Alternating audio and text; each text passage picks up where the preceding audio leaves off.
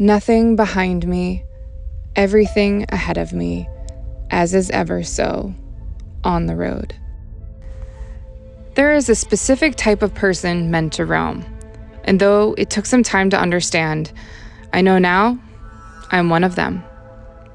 I have a wild heart, the eyes of a dreamer, and I have unconditionally accepted this is where I belong and where I'm supposed to be.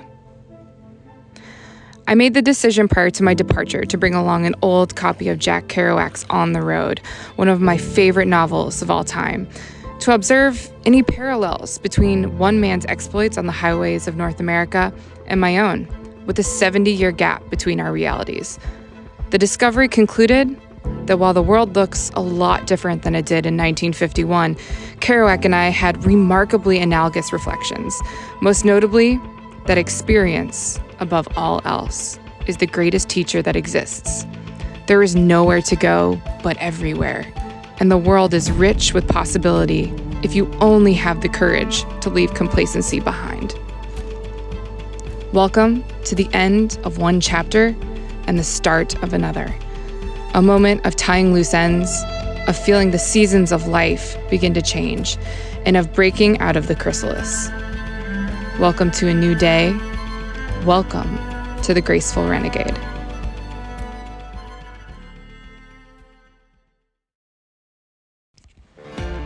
Alex and I arrived back in Cody after our stint in Yellowstone and Grand Teton, where we set up our home base for a few days. Alex had reached out to the Wyoming Tourism Board with the idea of collaborating with them to create media content about Cody while we were in town, and they did not disappoint. The board had a lovely evening planned for us the first night. Actually, that's a lie. They had a lovely evening planned for Alex, and I got to tag along and reap the benefits. This included dinner and a show, plus the rodeo after, and so with haste after our arrival, we unpacked and showered only to be gifted with beer, snacks, and a refrigerator brought to our room from our hosts. It was then I realized we were getting the princess treatment for the next day and a half, hotel, activities, and access to music and museums a lot of others didn't even realize existed in Cody. Though we were, or rather Alex was, working to capture what was needed while hitting a list of places to be, I got to enjoy the little things. Watching Alex be called out in front of an entire show and serenaded by the Cody Cattle Company, shooting guns dating back to the 18th century at the Cody Firearms Experience, squeal, visiting and experiencing the incredibly cool Buffalo Bill Center of the West, and listening to the wildly talented and hilarious Dan Miller perform at a small venue called The Colonel, with a crowd of travelers at least twice both Alex and I's age. For about 36 hours, it was a nonstop schedule, but a fun one nonetheless. As our stay in Cody wrapped up, Alex and I made the decision to head to Montana for a second attempt at Beartooth Pass, and then see where the road sent us next. Cut to the next day. A pivotal and exciting moment arises when we ride through the same gate to Beartooth Pass, which was closed the week prior when we made our initial effort to ride it. A huge smile comes to my face. Beartooth Pass, or rather the Beartooth Highway, is a section of the U.S. Route 212 in Wyoming and Montana, which began for us at the northeast entrance of Yellowstone National Park and ended in Red Lodge. The actual pass stands at just over 10,000 feet, and the dramatic switchbacks both up and down the mountain range are, for lack of a better word, breathtaking. Our route up was in a small caravan of vehicles, yet it made no difference to me. It was impossible not to gape out at the incredible scenery, and I quickly understood why it was called the most beautiful roadway in America. As far as the eye can see are lush lodge pines and tundra forests, mountaintops littered with glacial cirques, alpine lakes, and even patches of snow. My favorite? The wildflowers. They make me want to sing Climb Every Mountain and twirl around in the fields like Marianne in The Sound of Music. We arrived at the top, taking in one of the most stunning views thus far in our trip, only to realize that something was quite amiss. And that something was the horde of mosquitoes attacking every human being at the pass. With haste, Alex and I scrambled to the rock he designated his rock, cue me laughing, while all the other sightseers swarmed to it as well, where we began to get the video and photographs he needed to wrap up his Wyoming project. We then hurried back to the bikes, because now was the fun part to conclude our stop. All right, so we made it up Beartooth Pass. It is absolutely epic up here. And now we are going to very diligently shoot some drone footage of this incredible scenic highway. And I'm super stoked to see how it turns out later, but for the time being, we're getting eaten alive by mosquitoes. It is mildly unpleasant. Due to Alex needing drone footage and not wanting to juggle riding down some seriously steep turns while filming, the moment has come for Grace to earn her keep and be a body double. A small ruse we were really only able to pull off due to my height of 5 feet 10 inches and my very blonde hair being tucked up inside of his helmet. Not that Alex wouldn't look great blonde, of course. The Beartooth Pass ride up was remarkable, but the ride down into Red Lodge took it to a whole other level of magnificence. The views stretched further, the valley seemed to fall deeper, and the extraordinary way the late afternoon sun lit the world around us made every color more vivid.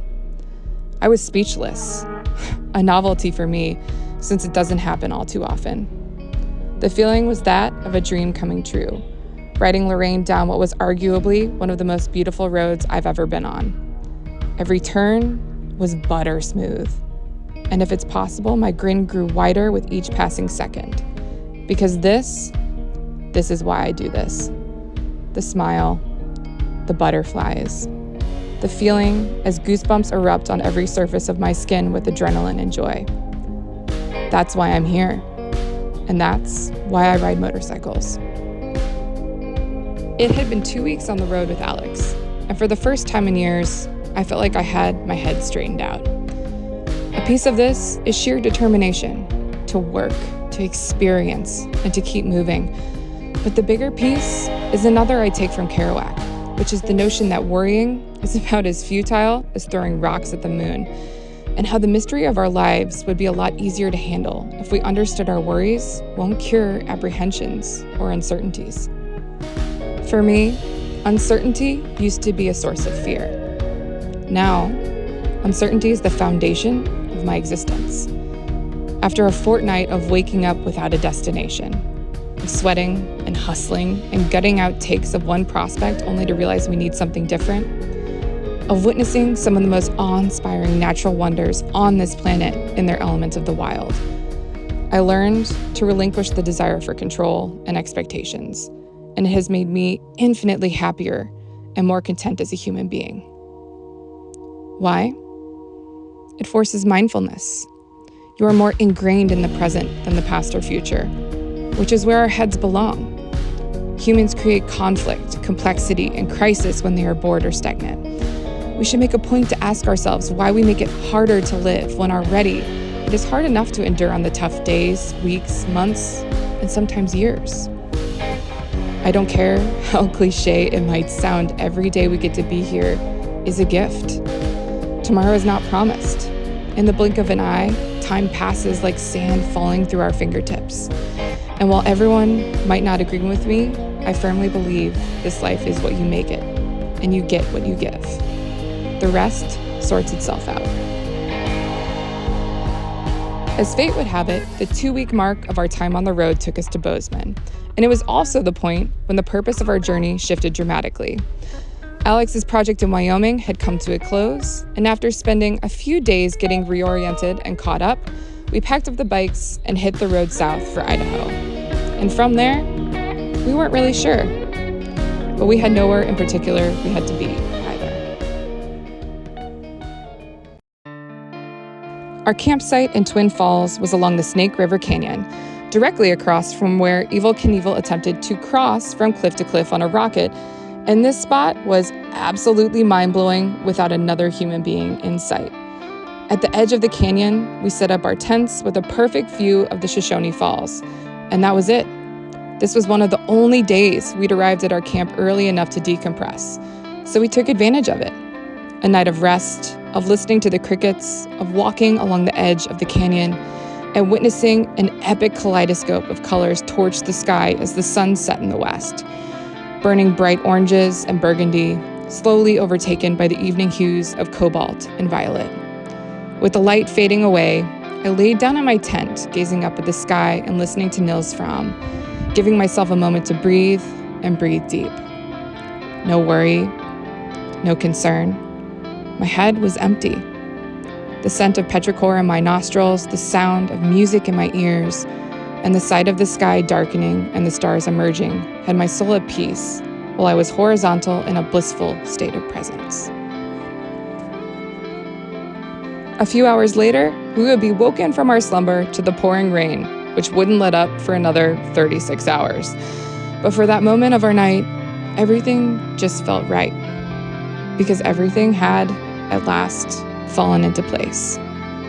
And it's wild how it often starts as one thing, becomes something else entirely. Prior to leaving on this tour with Alex, I expected us to be wrapping up our trip in Idaho, taking perhaps a day or two to finish shooting or editing whatever was necessary, and then ride our separate ways. However, the longer we lingered, the more we wanted to keep going and see just where in the hell this crazy train took us.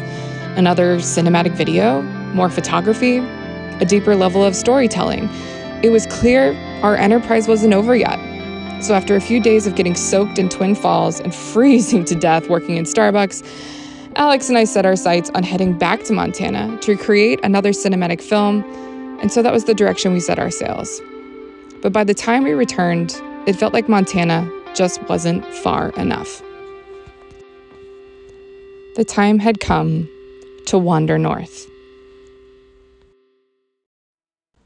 The revelations I'd had on the first fraction of our trip were subconscious and unintentional, elements which bubbled to the surface and were the corollaries of the extreme honesty I was able to conjure from my heart and release. In wandering north, I wanted to give myself a purpose other than assisting Alex and learning from him. I wanted to be deliberate, to be unguarded, and to explore just what it was I wanted to do with the newfangled tenacity I discovered behind the handlebars.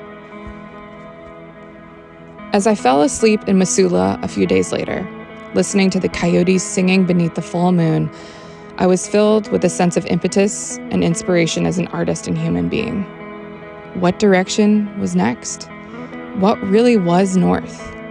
What would I find there I hadn't found already? Intention. Art is the self-expression we form from our personal experience in this world.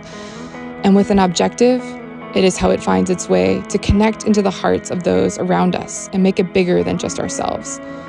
My intention is to inspire, motivate, and provide authenticity to an increasingly artificial culture. How I do this is the unanswered question I hope to resolve and chase down one way or another. And so we wandered north to Canada to see just what she had to offer. As Kerouac would say, the only people for me are the mad ones, the ones who are mad to live, mad to talk, mad to be saved, desirous of everything at the same time, the ones who never yawn or say a commonplace thing, but burn, burn, burn like fabulous yellow Roman candles exploding like spiders across the stars. Road life. We are all mad here. Until next time, live wild and ride free.